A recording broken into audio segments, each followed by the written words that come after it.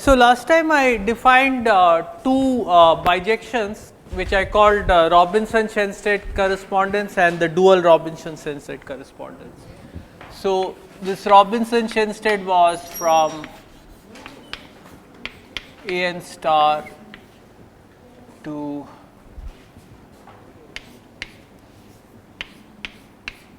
all partitions lambda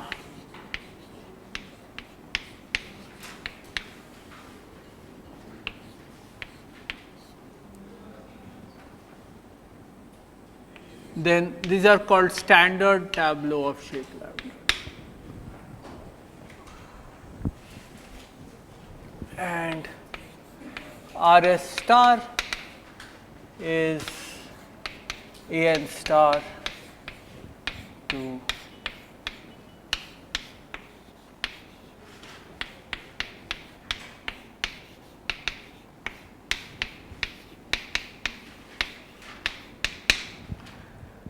and of course, one of the interesting features here is that tab star lambda is the same as tab lambda conjugate, tab lambda prime.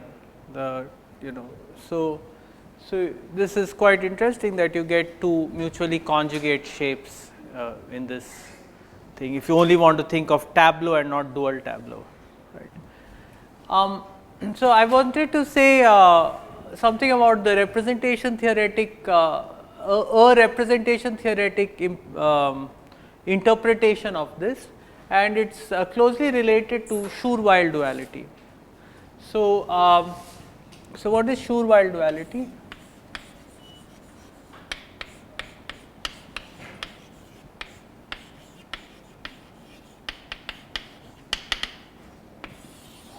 So, you have this thing called tensor space, which is basically, so you fix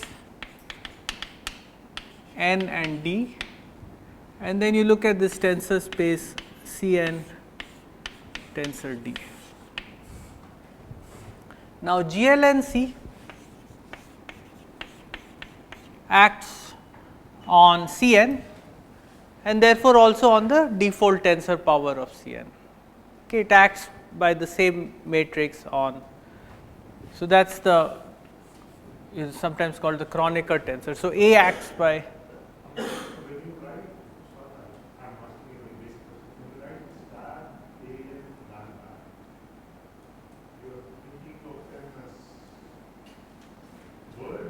these are words.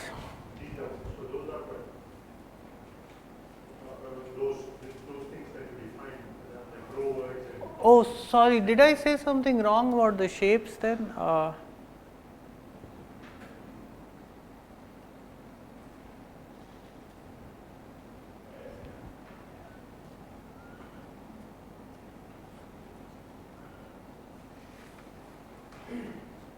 Yeah, one sec. What was the thing with the shapes?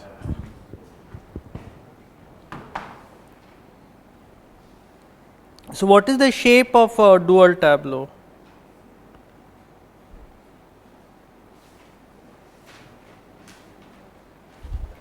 So, when I have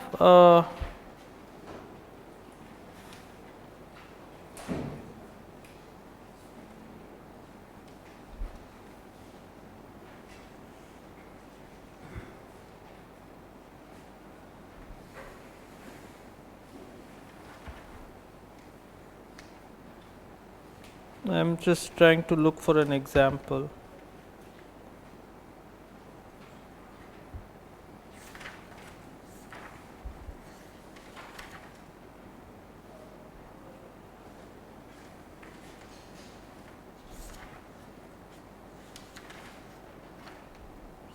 So, do you have yeah, yesterday I worked out an example of both these, right? I will come back to examples in a moment, but let me just get through this and we will come back to this. So, on the other hand, we have the symmetric group S D acts on this. How does it act? So, W acts on basis vectors as well, it does not matter, yeah, on okay, you could do that.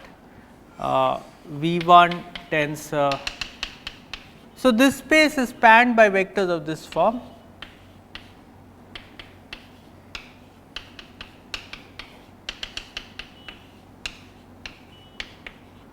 So, it just permutes the tensor factors, and these two actions commute with each other.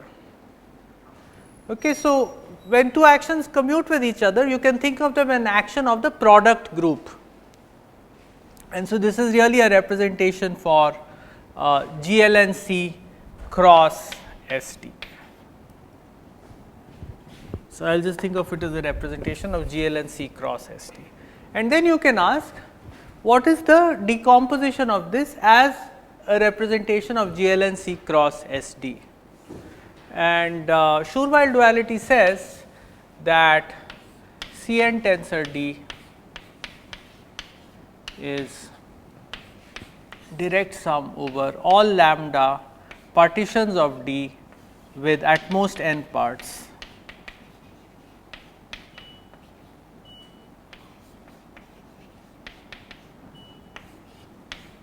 This is the irreducible representation of GLNC, which corresponds to lambda, and a certain irreducible representation of Sn, which corresponds to lambda. So, this is called the Specht module corresponding to lambda.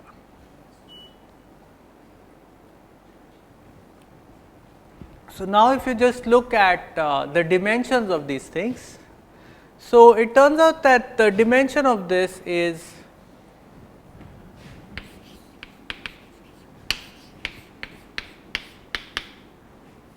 the number of semi-standard Young tableau. I can just call it.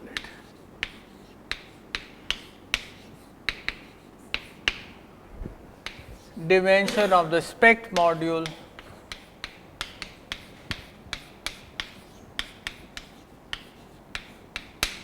and what is the dimension of Cn to the D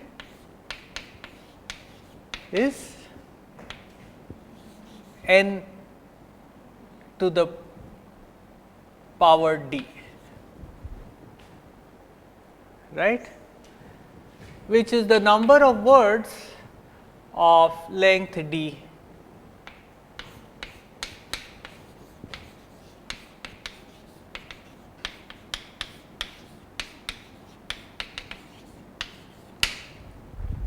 and in fact, if you take these correspondences and restrict them to D letter words, then they will exactly give such a bijection. In fact, it is possible to prove Schur-Weil duality using these kinds of correspondences, but that means you have to understand the characters of these representations. So, I will just leave it at that.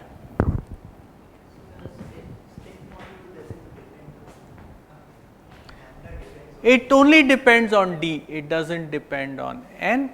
The thing is, if lambda has more parts than D, then you can think of this as trivial anyway, as a representation of more parts than n, more than n parts. So, this does not depend on D at all.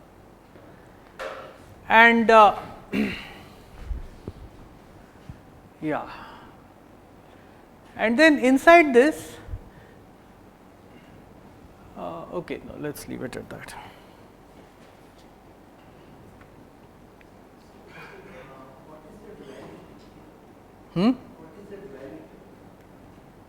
So, the duality is in the sense that for every irreducible representation of GLN, there is a corresponding representation of SD. So, so you have functors from the category of polynomial representations of GLN of degree D to the category of irreducible representations of the category of representations of SD. It is a Morita type functor defined using this thing, which is a bimodule for those two groups. So, that is so many of these theorems where you have equivalences of this kind, some between two different categories given by a bimodule are referred to as dualities.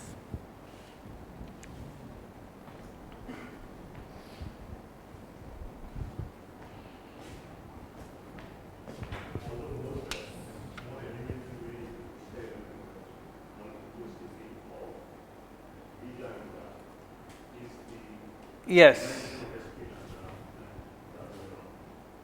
Yes. So, what you can easily check is that if you just take the character of a n star, right. So, you take trace of x 1, x 2, x n on C n tensor D. Right. Then this is the sum over this set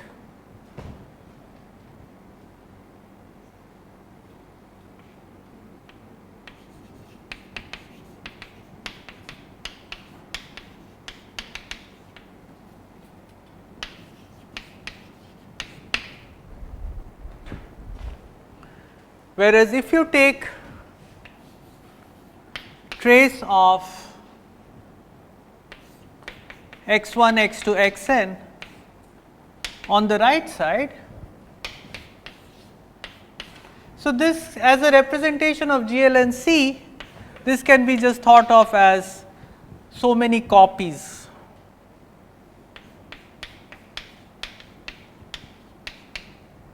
The dimension of this many copies of V lambda. Then this is sum over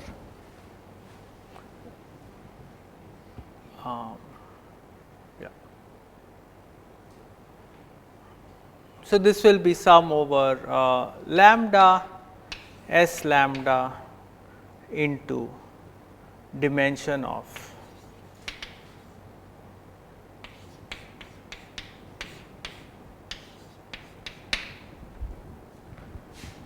so that's actually what if you take the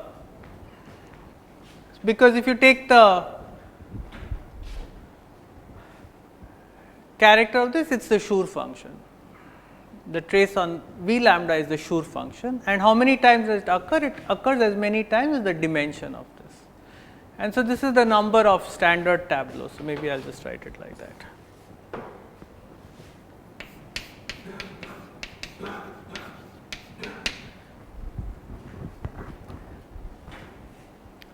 So right away, if you know the characters of V lambda and you believe that a representation is determined by its character, then you can conclude that that C n tensor D is a direct sum of V lambda occurring with multiplicity number of standard tableau of shape lambda. So, this character identity gives you the decomposition of this as a representation of GLNC. And then if you just know that this decomposition is multiplicity free, it follows that these are irreducible representations, and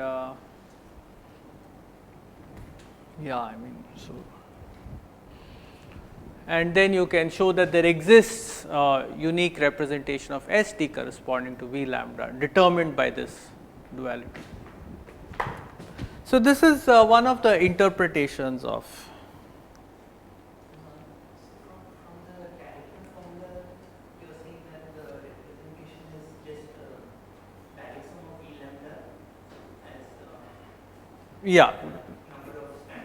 number of standard. It follows from this correspondence because you just take the weights of both sides. If you take the weight of the left hand side, then you get this. If you take the weight of the right hand side of this then you get this.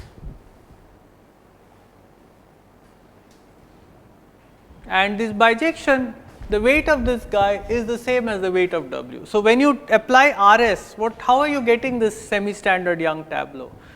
Well, what you are doing is you are keeping the same letters, but you are writing them in a different order. So, the weight remains unchanged. So, these are weight preserving. So, the weight of W is equal to the weight of PW. Okay, and here we are not assigning any weight, we are just thinking of it as an integer. So, this because this is a weight preserving bijection, it implies this isomorphism as GLN representations. This isomorphism is like when you are having the Specht module, that time you are looking at GLN. Are you saying the SP module is trivial? No, no. These are not trivial. As GLN, it's just a multiplicity space. Yeah, yeah. It's a representation of, see, it's a representation of GLN cross SD. So, when I restrict it to GLN, then that SD thing just becomes a multiplicity space. Okay, and what you can even try to do is try to compute this character. You, instead of just having x1, x2, xn, you also have a permutation. So, you try to compute the character on the pair, and then you can actually resolve this thing. Yeah.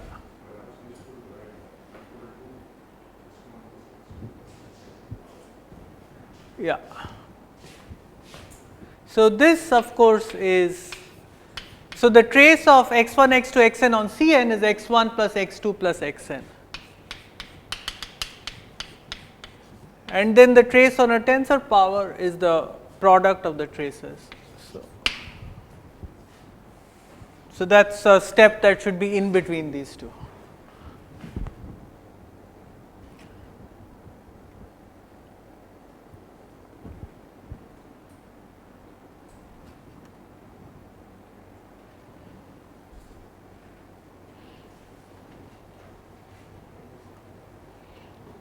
Okay, so that's yeah.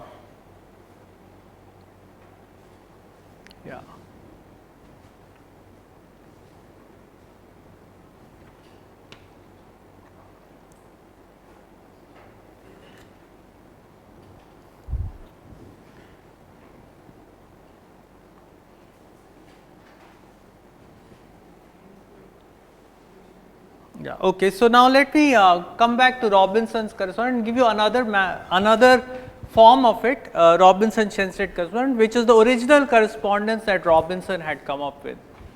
So we'll work with RS star for this. This turns out to be the right one. So let me recall for you firstly what is a Yamanouchi word.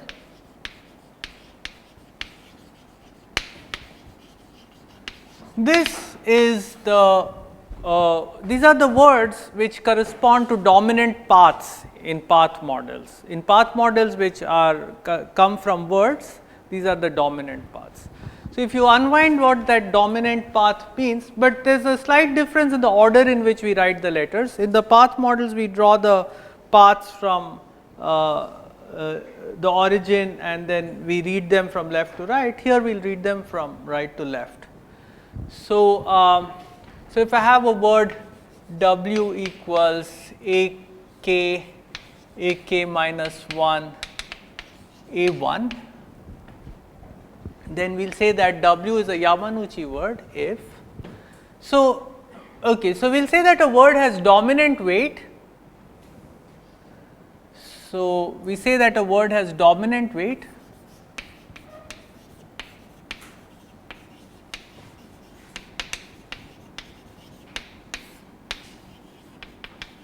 or rather a weight is dominant if VW, so maybe a word U has dominant weight if V of U is of the form x1 to the lambda 1, x2 to the lambda 2, xn to the lambda n, where lambda 1 is greater than or equal to lambda n.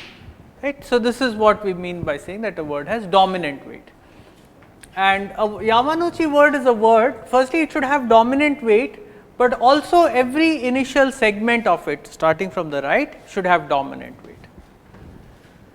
So, is called a Yamanouchi word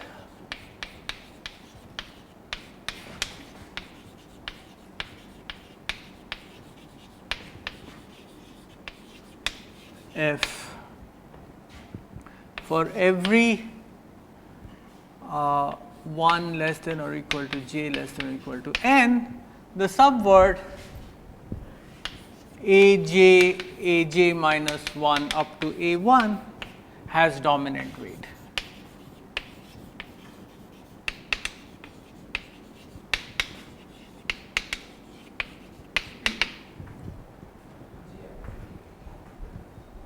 K, thank you. Okay.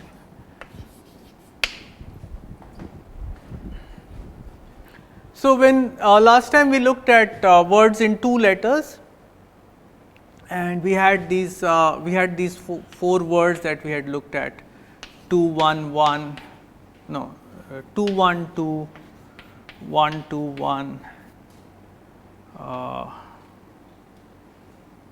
What, there were 2 more words, right? I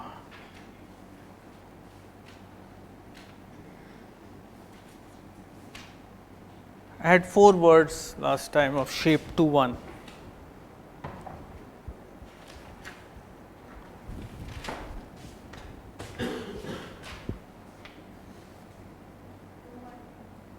Two one two, 1 2 1, 2 1 1, and 2 2 1. Okay. So, which of these are Yamanouchi?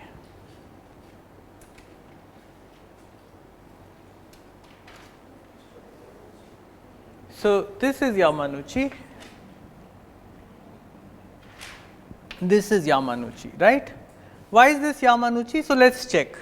So, if you look at just the last letter 1, then its weight is x 1 to the power 1, x 2 to the power 0. Okay. But if I look at 2 1, then its weight is x 1 to the power 1, x 2 to the power 1, which is also dominant, and then it is x 1 squared x 2, which is also dominant. So, this is Yamanouchi. Why is this not Yamanouchi? Well, you look at the last letter here, its weight is x 1 to the power 0, x 2 to the power 1. So, that is not dominant. Over here, it starts off well, the weight is x 1 to the power 1, x 2 to the power 0 to start with, and next step also it is fine, it is x 1 to the power 1, x 2 to the power 2, but at the third step it is x 1 to the power 1, x 2 to the power 2, which is not dominant. So, these are the 2 Yamanouchi words, and these are the non-Yamanouchi words. And when we did the Robinson-Shenstedt correspondence on these words, we found that these 2 corresponded to the same Q and these 2 corresponded to a different Q. So, let us use this YAM lambda to denote the set of all Yamanouchi words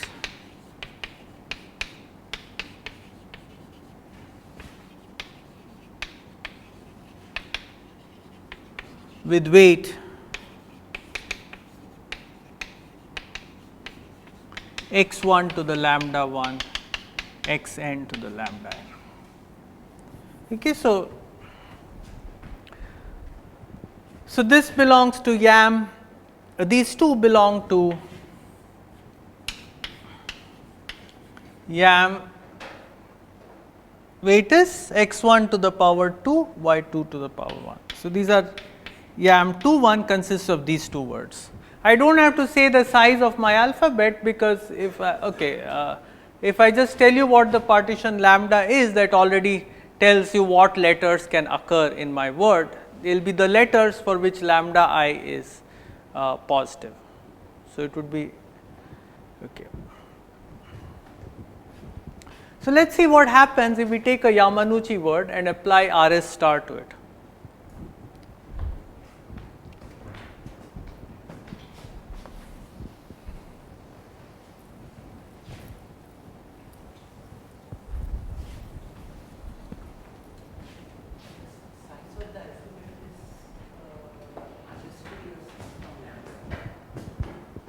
Well, you can think of it as sitting in a n star for how many ever, any n which is greater than or equal to the number of non-zero parts in lambda.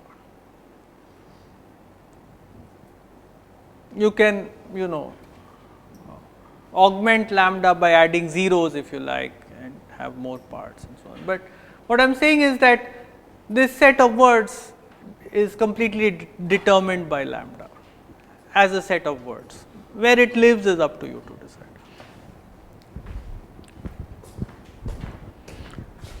Okay, so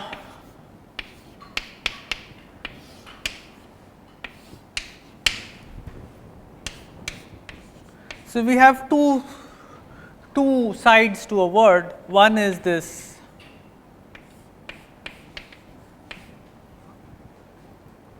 tab star and the other is this S tab lambda. So, this is the P star of W. It is obtained by doing column insertion of W, and this is the recording tableau Q star of W, which keeps track of how this shape increases as we keep inserting stuff. Now, let us just do this process with Yamanouchi word. Let me take a slightly bigger one so that it looks more convincing. So, a Yamanouchi word has to start on the right with a 1, and then I could put 1 or 2, but I can't put 3 because then it would not be Yamanouchi. So, what should I do, 1 or 2?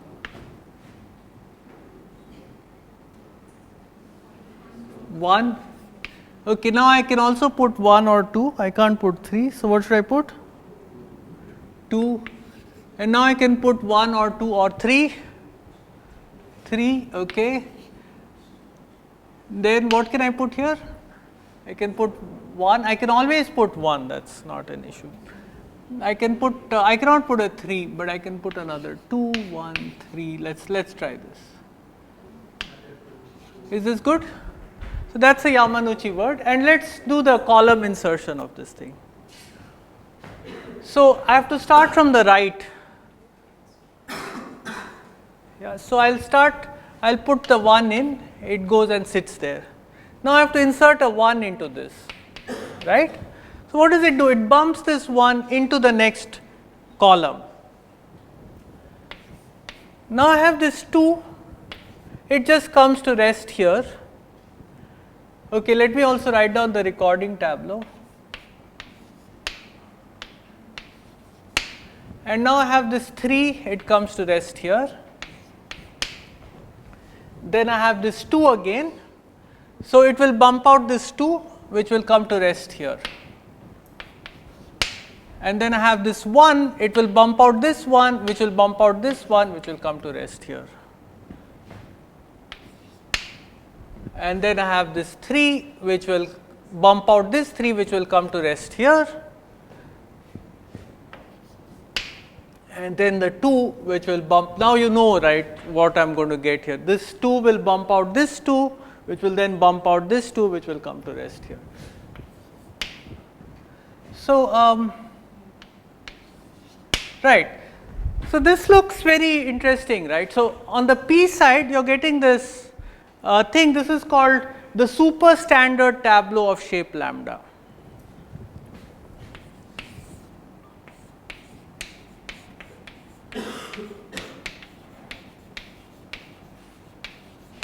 It is a super standard, well it is not, it is actually super semi standard perhaps, but we just, I do not know, we started this thing of calling it the super standard tableau in math science. So, we will stick to that. It's just a canonical semi standard tableau, it is a unique tableau of shape lambda and weight lambda. So, I will just be calling it the super standard tableau. And this thing is also very interesting. Notice how it, how I can write this from here. So, what I will do is, I will start reading this word. So, I will write down the positions where these letters occur 1, 2, 3, 4, 5, 6, 7, 8. And now what I will do is, I will just start reading this word. So, 1, okay, so I will put my 1 in the first row. 2. So, here there is a 1, so I will put my 2 in the first row. 3, there is a 2 here, so I will put my 3 in the second row. 4, so there is a 3 here, so I will put my 4 in the third row. 5, there is a 2 here, so I will put my 5 in the second row. 6, there is a 1 here, so I will put 6 in the first row. 7, there is a 3 here, and I will put my 7 in the third row. 8, there is a 2 here, so I should put my 8 in the second row. It is the same thing. Okay, and once you realize this is the thing, you can easily reverse this process. So, now suppose I am just given this and I am not given the word, then how do I recover the word? So, I see I start with 8, 8 is in the second row. So, the first letter must be 2, 7 is in the third row, 6 is in the first row, 5 is in the second row, 4 is in the third row, 3 is in the second row, and I hope that this is what I had erased here. So, this is obviously bijection, right. So, this these are the same as, and what is the weight of this word? It is the shape of this tableau, because the number of times I wrote up 1 was the number of times I found somebody in the first row. The number of times I wrote 2 is the number of times I found somebody in the second row, and so on. So, this is the same as yam lambda, all right, yam subscript lambda. And this algorithm is what I have described here. It's given a standard tableau, you just construct the Yamanouchi word by writing down the row numbers in which the symbols 1, 2, 3, 4 and so on appear. And it seems to be the case that if you have a Yamanouchi word, then we know what its P and Q is.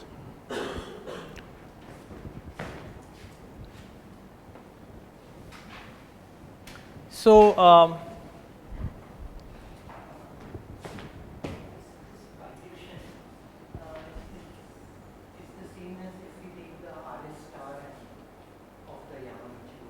that is what I am going to claim now. So, we saw it in the example.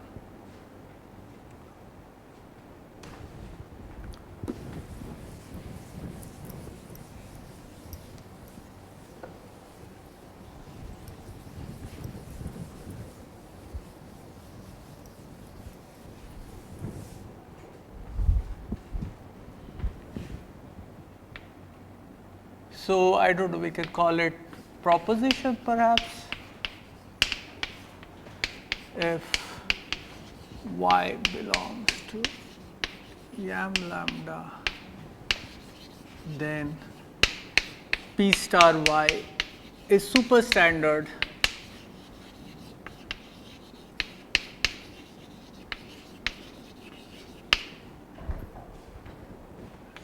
and Q star y is obtained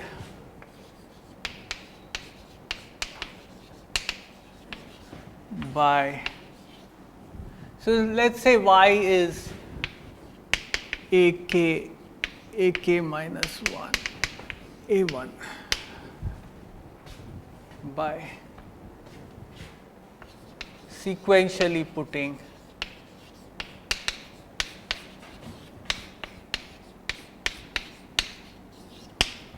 I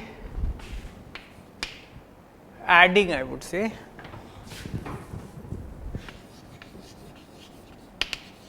adding a box containing I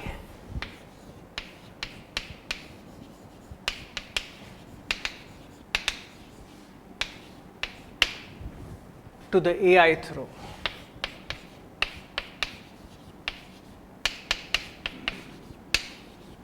That is what we did, right? We start as I goes from 1 to k.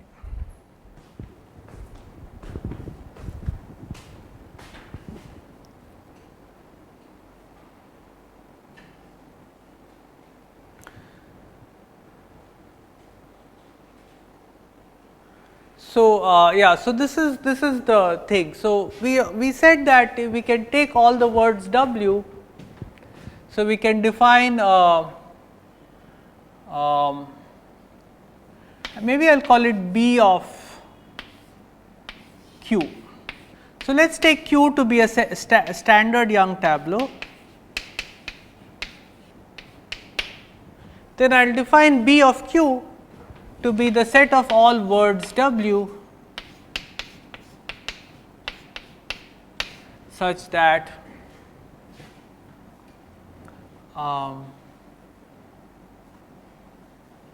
V of W is not V of W, such that Q star of W is equal to Q. And what we have is that this is a model for the representation V lambda, right. So, what we have is S lambda because of the Robinson-Shenstedt correspondence equal to, yeah.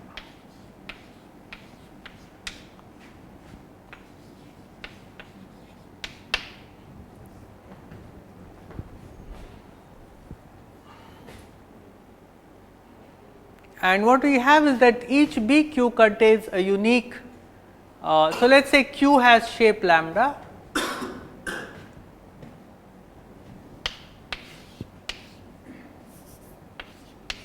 let us say, yeah, Q has shape lambda.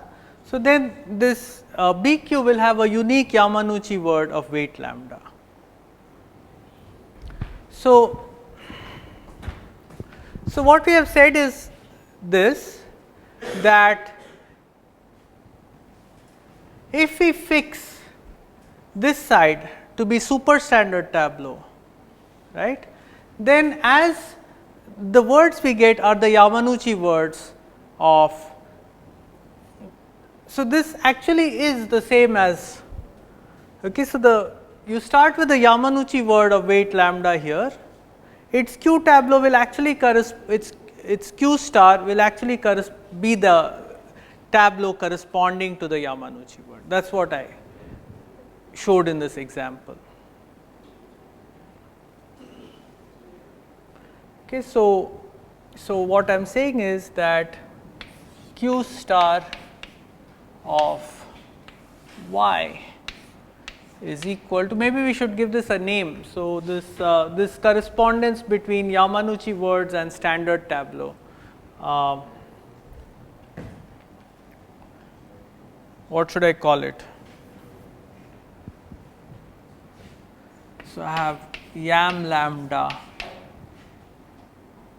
to, it's just the restriction of Q star. Oh yeah, that is the theorem I have written. So, that is what it is saying, right. So, it is exactly saying that Q star y is the corresponding, is the Yamanouchi word corresponding to this tableau. So, then you can also ask, suppose I fix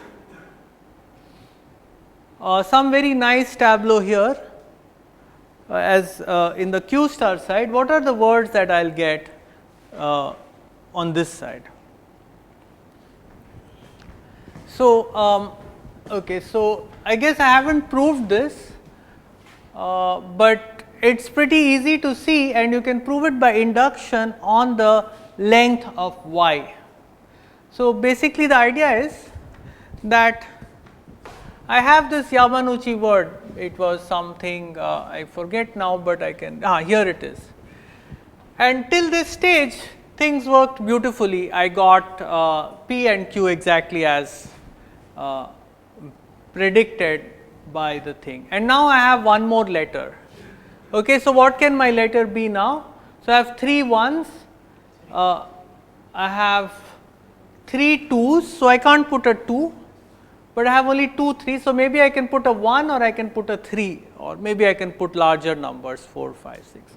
So, suppose I put so I can put 1 3 and then 4 5 6 and so on. I can't put a 2 because then it would fail to be Yamanouchi. So, now suppose I do this, what will happen here? I am going to, suppose I put a 1, then what it will do is it will bump up these 1s and it will come to rest here. Suppose I put a 2, then something complicated may happen, like it will bump this 2, bump this 2, bump this 2, and then it will come over here. So, things will be spoiled, but I am not allowed to put a 2. If I put a 3, there is already a 2 on top, so it will not go out of the third row, it will come to rest in the third row. So, what you see is this part that the Yamanouchi word, the P star word will always be this superstandard tableau. And what about the shape? Well, if I am inserting I here, it will come to rest in the ith row. So, that also takes care of the shape. So, the proof is very simple by induction on the length of y. Okay, so, you just need to say, okay, suppose this worked up to a certain length. Now, let us see what happens when I add another letter that I can add, because while making sure that the word with the new letter added is still a Yamanouchi word. So, this is the behavior on Yamanouchi words.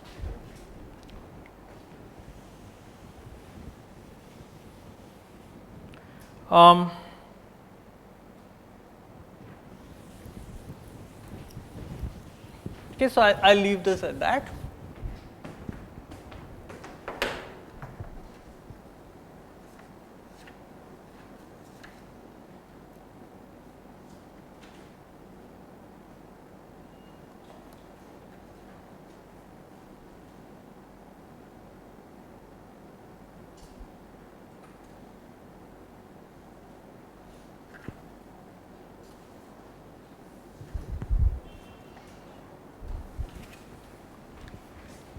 And this was the original correspondence stated by Robinson.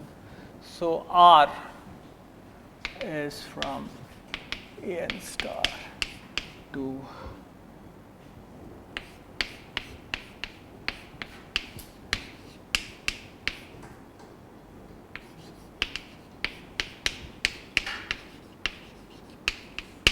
so this is called Robinson's correspondence.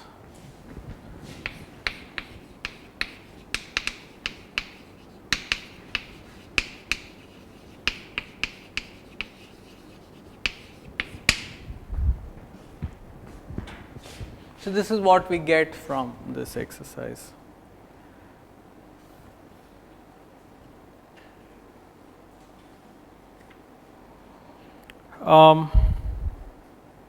Yeah, so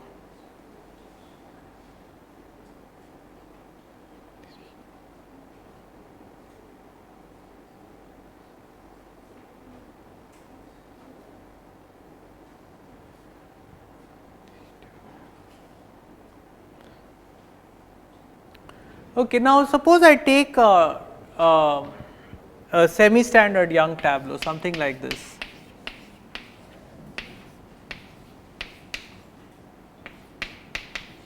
Then I can write down a word from this 4 2 1 3 5 3 1 4 2 2 3, right. This is the column reading word of this. This is the tab star, this is the element of tab star that I get from this tab star 5 3 1.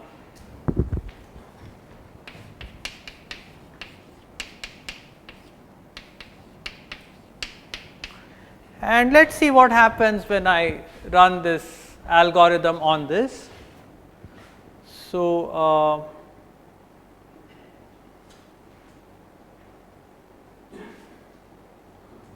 if I, so now, no, this has to be, shoot.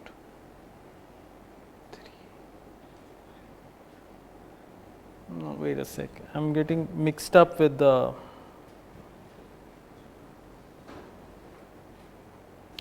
So, if I compute RS of this,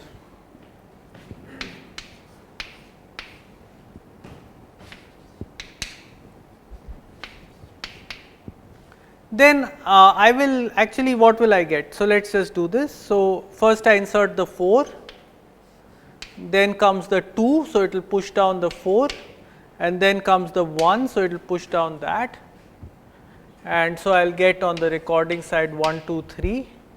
And then the 5, oh wait a sec, maybe 4, no, I take this, huh? Should I apply, yeah, so if I apply RS star,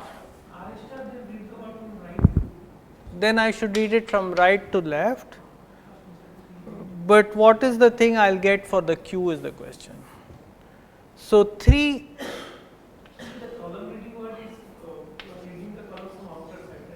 yeah. So, I will get 2 3, then this 2 will bump up this 2. So, I will get 1 2 3, but then no, so there is no pattern in the queue here. Then I put 4, then 1, so 1 will bump up this 2. There is no pattern here. I wanted to find a pattern for the, so if I specify q, can I say which words will occur? So, so one of the, yeah, maybe I didn't, I'm gotten a bit confused. Let's leave this out for now. Okay, so that's Robinson's correspondence. So we still have this slightly mysterious fact that both these correspondences eventually give rise to the same picture, semi-standard Young tableau, right. When you take any word, we apply these very seemingly different algorithms RS and RS star, and we get two different words, but when we write that word as a semi-standard Young tableau, we get the same semi-standard Young tableau. So, one theory that unifies all this is that of the plactic monoid. So, let me start talking about that.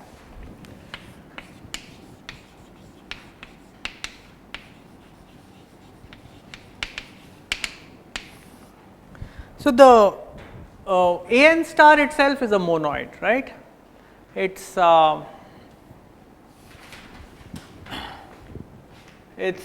just words, and the monoid operation is concatenation. We can also think of AN star as consisting of operators. So, each U in AN star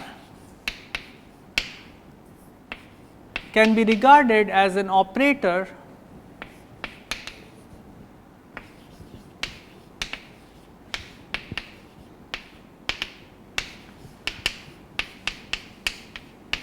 not AN star to AN star, tab AN to tab AN by, so if U is given by A1, A2, AK, then you can think of this as W goes to insert A1, insert A2. Somebody asked me last time, right, what if you start with a tableau and keep inserting. So, this is another tableau, okay, and the size of this tableau will be the size of this tableau plus the length of this word.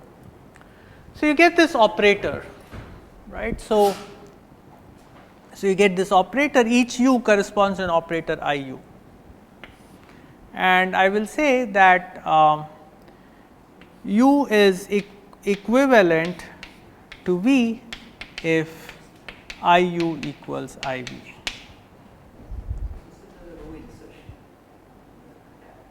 Yeah, this is the row insertion. You could also do it with column insertion. So, you would have another notion of equivalence, U is equivalent to V if, so you can similarly define, maybe we could say, anyway I will just stick with this for now.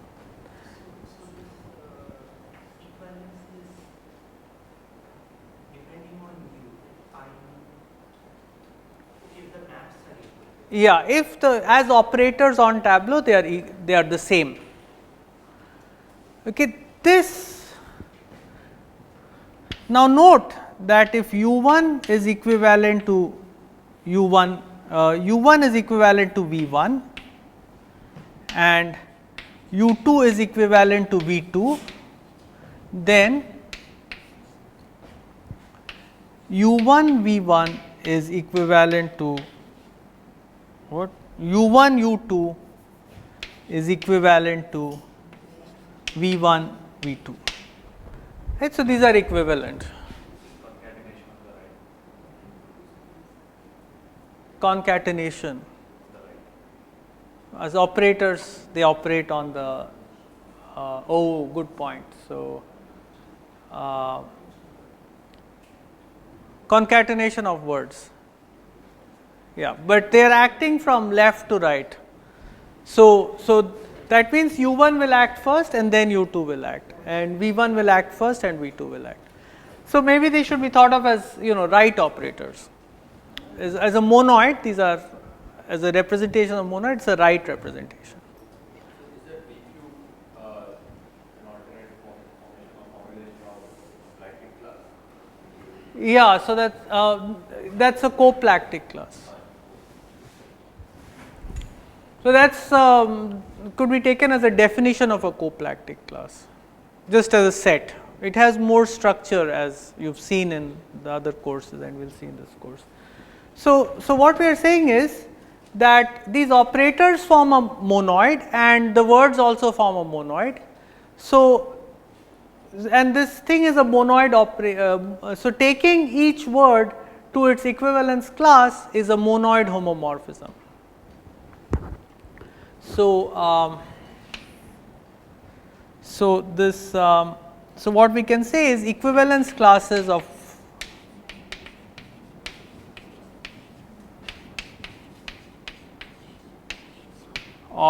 words form a monoid. So this kind of monoid in the theory of automata and so on is called the syntactic monoid of this operation. So this is called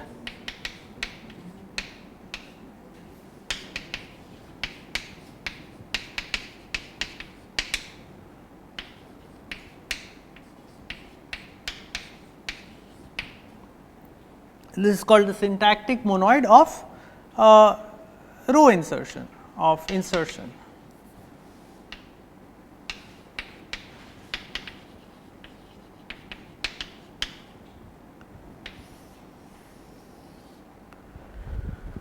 One consequence of this is that if u is equivalent to v, then pu is equal to pv. Why is that?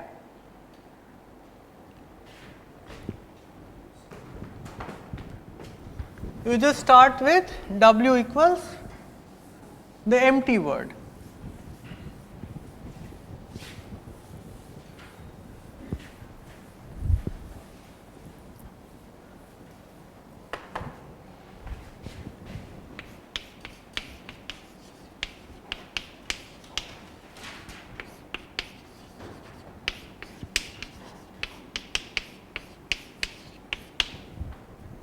Now, let me give you an exercise which is quite interesting. You can try it. Suppose this is what Knuth observed actually. If you look at his 1970 whatever paper, you will see this observation. So, suppose I have 3 letters in my alphabet x, y and z.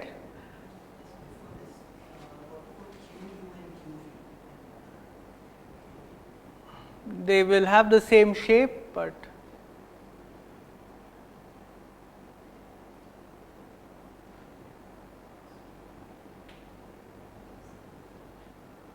so each of these classes no longer has a unique Yamanouchi word. Which classes? These classes, no. This is, so now we are looking at so earlier what we did is we fixed Q and we looked at the classes P. Now we are fixing P and we are looking at all the things.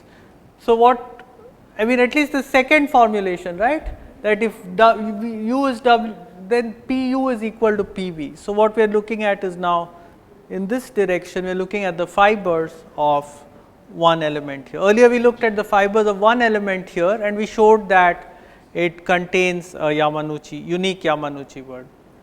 And now we are looking at this. Now all Yamanouchi words will occupy one class. one class. Yeah. So all the that is true. Is it obvious at this stage? They all have the same insertion tab. Yeah, they have the super standard tab. Exactly. So what we have seen is that the Yamanouchi words are in this sense equivalent, but we haven't quite seen that they are equivalent in this sense.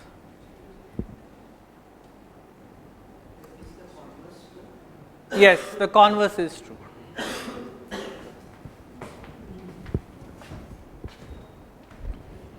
So suppose x is less or equal to y is strictly less than z. So this was Knuth's observation from which this whole story started. Then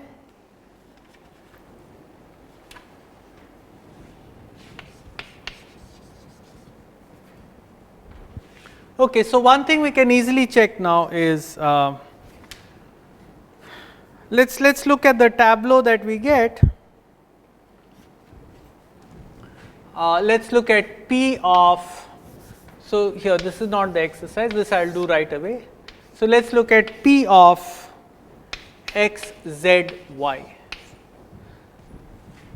So what do? I start with first I insert x into nothing, then I put z, which is greater than x, so it's fine.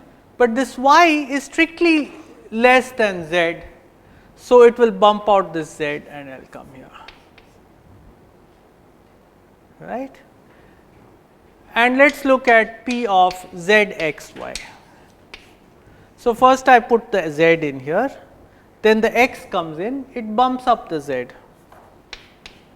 and then the y comes to rest here. So P of x z y is the same as P of z x y. Okay. Now here's a slightly harder exercise. Show that I of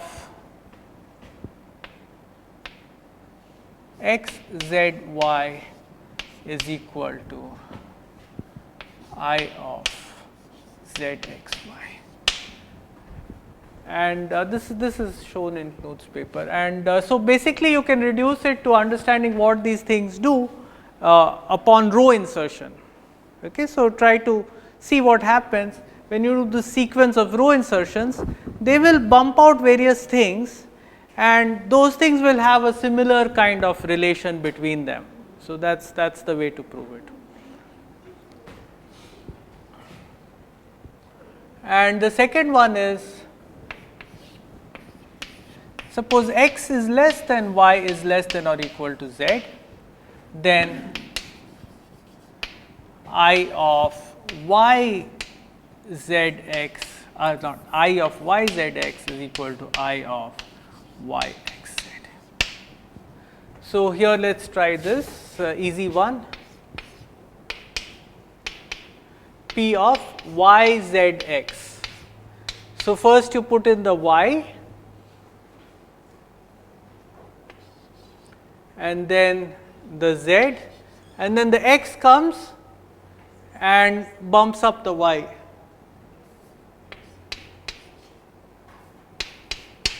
And let's try P of y x z.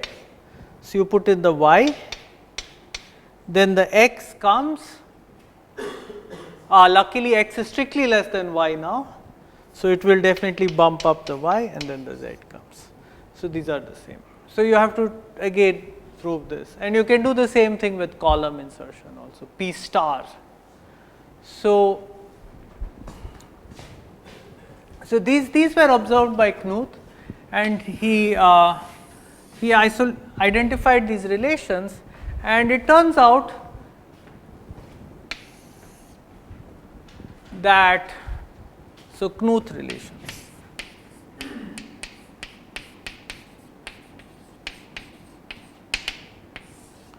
So the first Knuth relation K1 is the relation x z y is congruent to z x y under the condition x less than or equal to y less than z, and the second Knuth relation is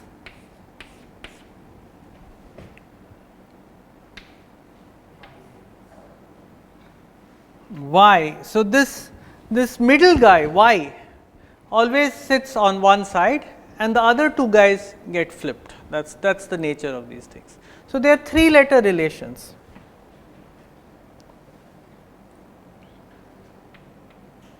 So, I can start with zx or xz, whatever.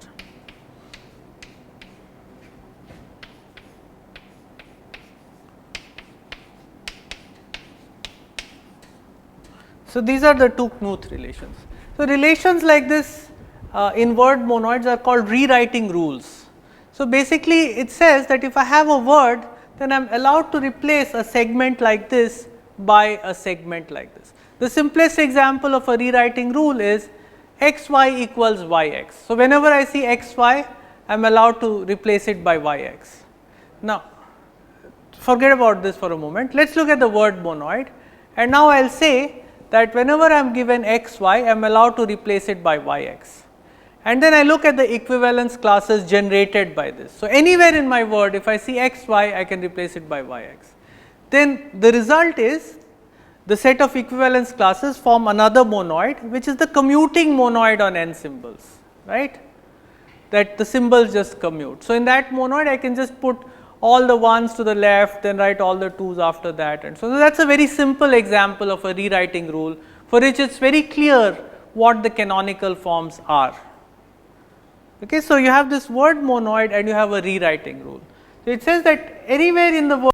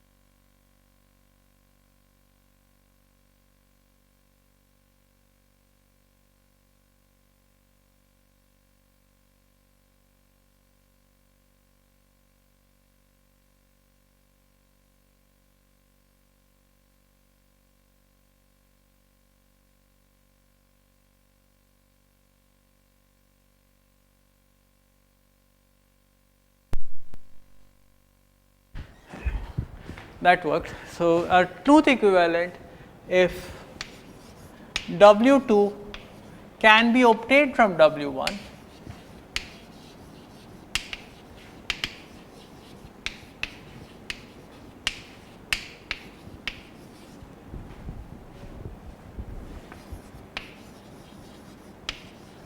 sequence of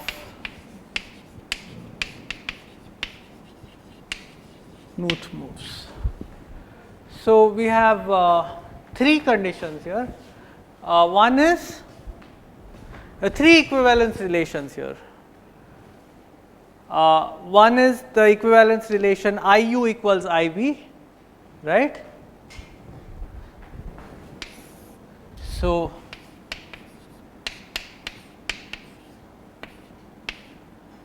and this implies that PU equals PV, right, just applying it to the empty tableau, and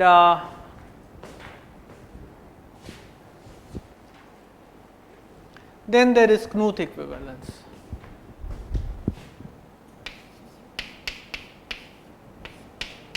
We write W1 congruent to W2.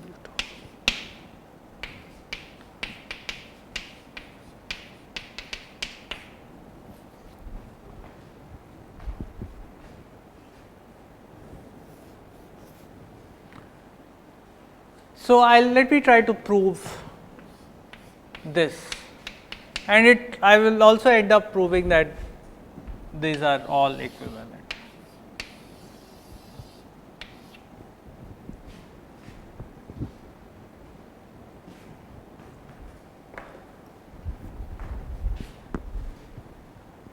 So, this one is just a consequence of making certain observations about row insertion.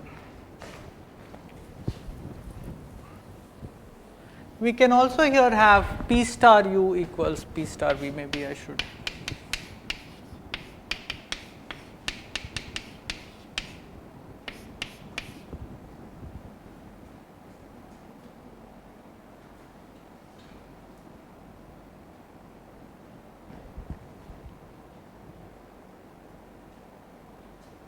Yeah. So these are all the same.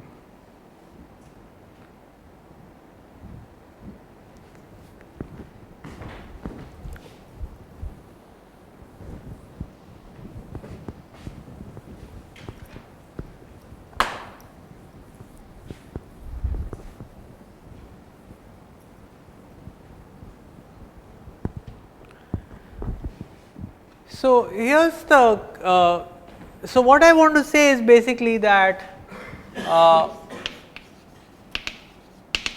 you start with any word u, then it is equivalent to pu.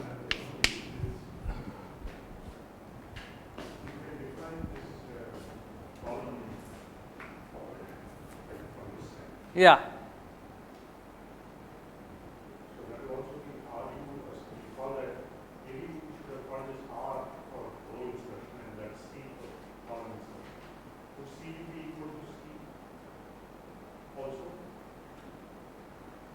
Yeah, so that's P star. Both, yeah, yeah. So, yeah.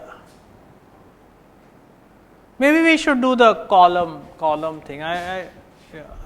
Though I practiced the row thing, but anyway, let's. Yeah. So, okay, so let's just do an example. So,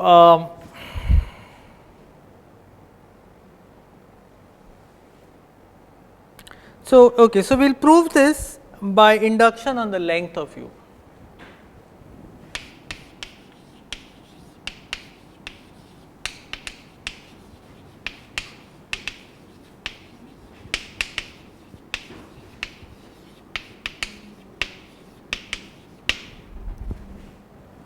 And so what do you need to know? So I have this word u1, u2 up to uk minus 1, and then I have another letter uk, right?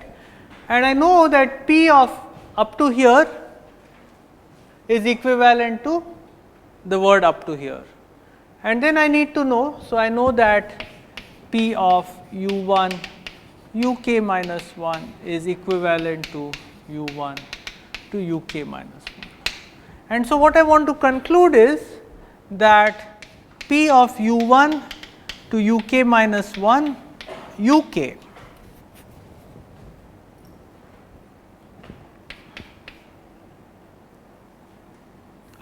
yeah.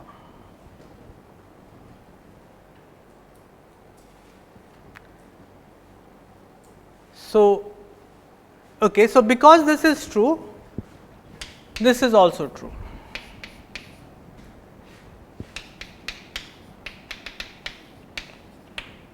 Right? I obtained this from this by making a series of Knuth moves, and this uk I just tag along, right? I am doing the rewriting inside this first k minus 1 letters. So, this is good. And so, what I need, or where do I want to go? I want to show that, but let us look at this p of u1 u2 up to uk. By definition, this is this thing, and then I need to insert uk, right. So, if I want to show that this is Knuth equivalent to this, I just need to show that this is Knuth equivalent to this.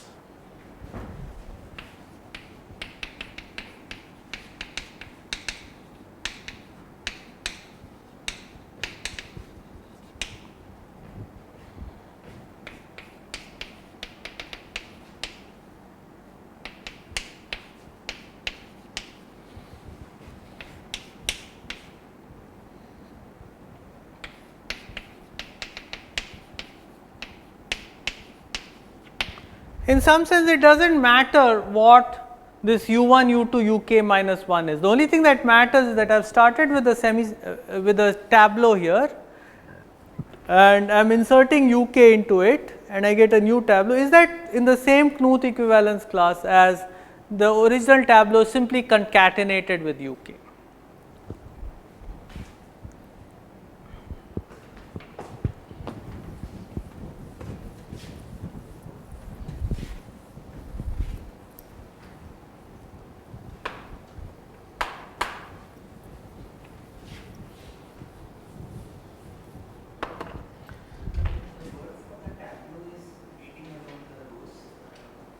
Yeah, starting with the bottom row. Yeah, from left to right. So, I have this uk which I am trying to insert into this tableau. So, I have my tableau. So, let us say W is this P u1 uk minus 1. I can forget about this u1 up to uk minus 1 at this point. So, let us draw it as a tableau and do row insertion. So, I have the first row, and I have this letter u k which is going into this row. And what it will do is, I will find some place a I. So, this will be the first letter, the leftmost letter in this row, that is strictly greater than uk. So, what and then this will get bumped out, right. So, what will happen at the end of the first row insertion is, right, I will get uk here, here is a I plus 1, a I minus 1,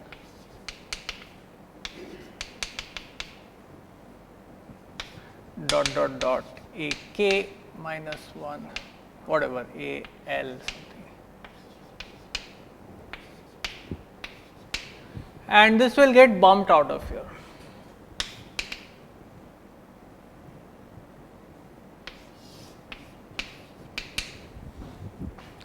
And then this will get inserted into the next row and so on. So, what I claim is that a I, a 1, a I minus 1, u k, a I plus 1, a l is Knuth equivalent to a 1, a I minus 1, a I before insertion.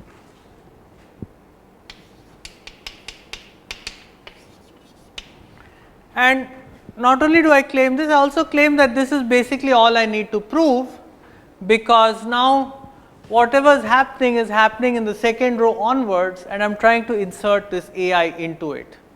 So, they have both got L plus 1 symbols. Here I need a U, sorry, UK, yeah.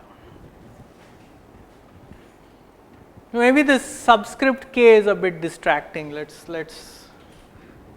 just omit it for the moment.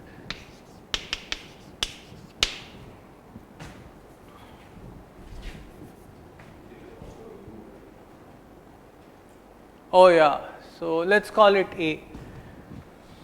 Good. Yeah, that's good. There are no A's.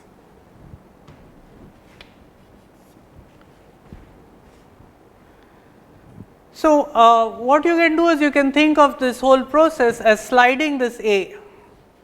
So, what you do is you start with this A over here, then you swap it with this, you swap it with this, and you can slide it till this point, and then you start sliding the U out from that side. And what we will show is that each of those steps is going to be a Knuth move. So, let us look at this thing. So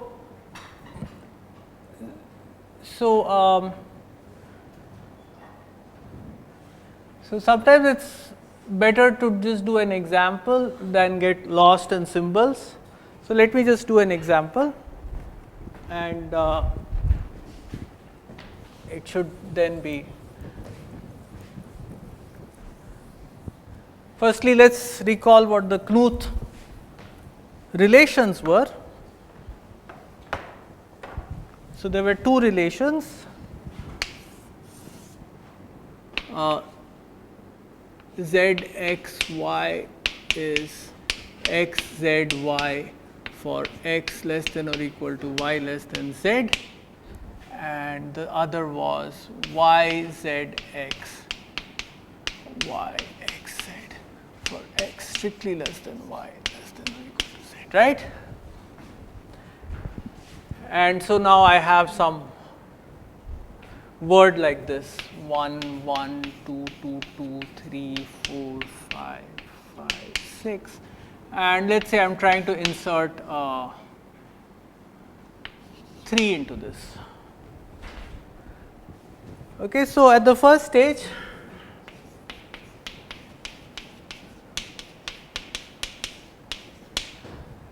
so I start with this concatenation, and then I look at these three. So, what is x? X is this guy, this is y, and this is z. So, I can apply k2. This is k1, this is k2. So, I can use k2, and I can write this as 5 3 6. And now I have 5 5 3, and again I can apply k2. I can write this as 5 3 5. Okay, and then I have this 4 5 3, and again I can apply k2, and I get 4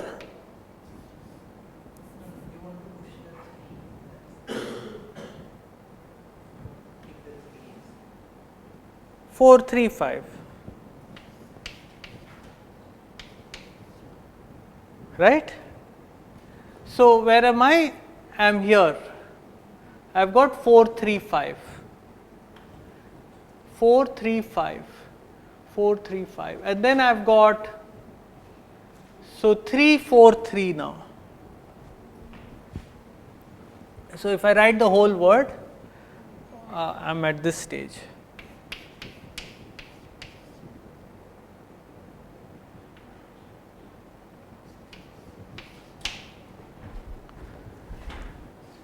And let us see 3 4 3.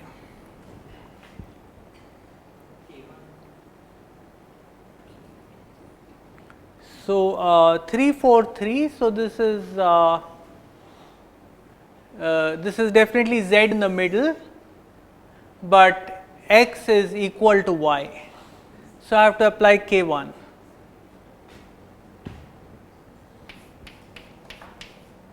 And what can I do with k1? Y is on the right in k1, so I will get 4. Is this what I want? Yeah, now I am sliding this 4 out.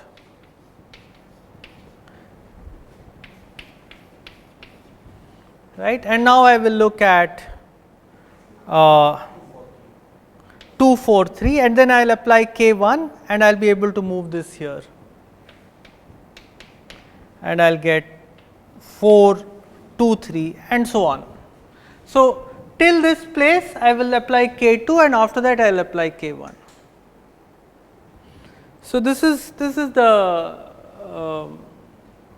yeah.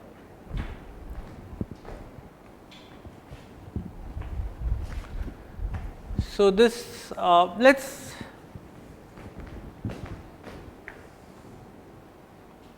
so an exercise would be to do this with the column insertions.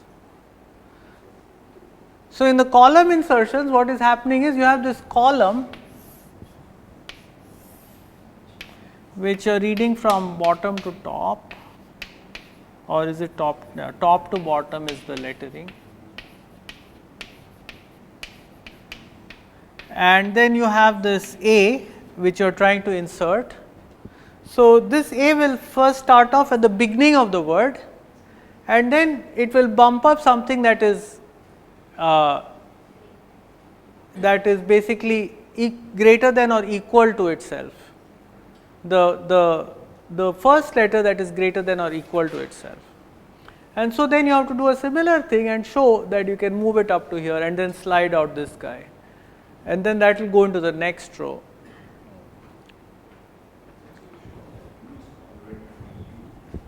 Yeah. Huh?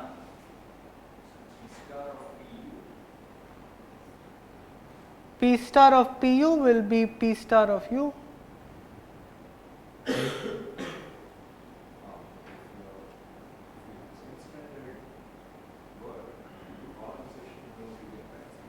Yes, but P star of U is not as a word the same thing. It is the column reading word of the same tableau.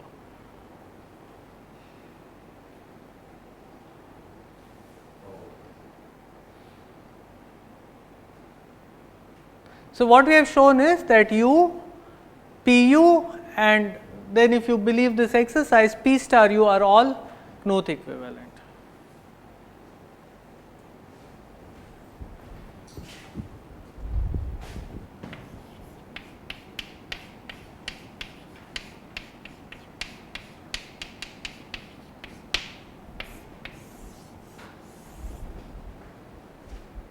So, actually what we have proved is that is this, but have we also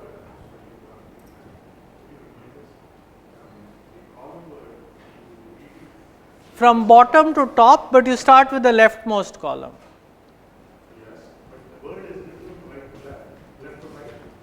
The word is written from left to right, yeah. Yeah, it really sometimes I get very confused with these things. And usually, what most books, including Knuth and Stanley and so on, do is they only look at, they prioritize row insertion, and but somehow it seems like column insertion, as you saw, RS star worked very well for giving super standard tableau and Yamanouchi words. So, but then I guess there is a notion of anti Yamanouchi words and things, so you could probably do something. So, what we have shown is that if U is, we have shown that U is, we have shown that PU is equal to PV implies that U is congruent to V. So, corollary. So, this was not shown, there is a question mark here, notice. So, what we have done is that.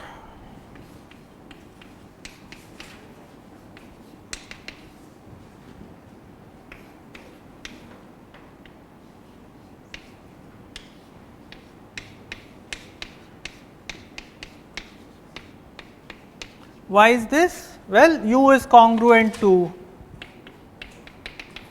PU, which is equal to PV, which is congruent to V. So, U is congruent to V. So, if PU is equal to PV, then U is congruent to V. And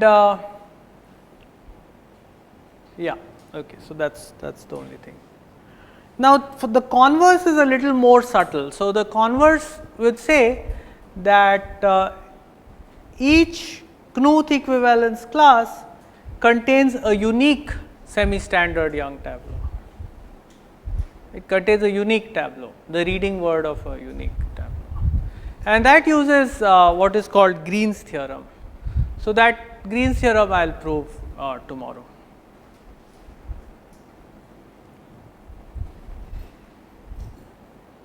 So, that also the proof of Green's theorem depends very much on Knuth relations, and it will this Green's kind of thing gives another character. So, these are here three different characterizations of Knuth equivalence classes. After everything has been proved, what this will say is that this syntactic monoid is the same as this monoid formed by these rewriting rules, and that the semi-standard tableau are the canonical forms in that monoid, right? Or these dual tableau are canonical forms in that monoid. And there is another characterization of the plactic monoid in terms of the lengths of longest increasing subwords. Okay, so I'll formalize, make that precise. You already saw that the first row of PU, the length of the first row of the PU is the length of the longest increasing subword of U, right? That was Shensted's original intention in the first place. He wanted to find the length of the longest increasing subword of a given word. Increasing means weakly increasing, the longest row subword of a given word. And that was the first row of the tableau PU, right? And then we anyway continued from the rejects, and then we got the second row, third row, and so on. So that that will be needed to prove the converse of this. It's a harder result. So stop with that.